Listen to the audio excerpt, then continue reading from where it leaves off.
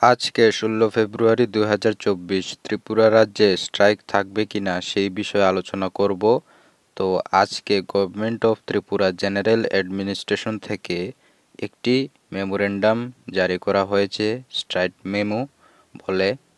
এখানে দেওয়া হয়েছে, আশা করি তোমরা দেখতে পারছো। তো আসলে এখানে কি বলা হয়েছে সেটা একবার দেখে নিই। তো এই মেমোরেন্ডাম এটা গভর্নমেন্টের যতজন এমপ্লয়ি রয়েছেন তাদের জন্য। এখানে বলা হয়েছে যারা সরকারি কর্মচারী আছে তারা যাতে সঠিক সময়ে অফিসে উপস্থিত হয়।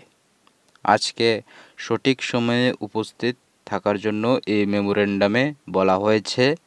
আর যারা উপস্থিত থাকবে না, এই মেমোরেন্ডামকে লঙ্ঘন করবে, তাদের বিরুদ্ধে অ্যাকশন নেওয়া হবে এখানে বলা হয়েছে। অর্থাৎ আজকে যাতে সরকারি কর্মচারী কোনোরকমভাবেই স্ট্রাইকটা না মানে এর নোটিশ দেওয়া হয়েছে। তাহলে আশা করি তোমাদের বোঝাতে পারলাম। ভিডিও যদি ভালো লেগে থাকে তাহলে অবশ্যই চ্যানেলটিকে সাবস্ক্রাইব করে পাশে থাকা বেল আইকনটিকে প্রেস করে রাখবে এমনই বিভিন্ন ইনফরমেটিভ ভিডিও সবার প্রথমে পাওয়ার জন্য। দেখা হচ্ছে পরবর্তী ভিডিওতে। ধন্যবাদ।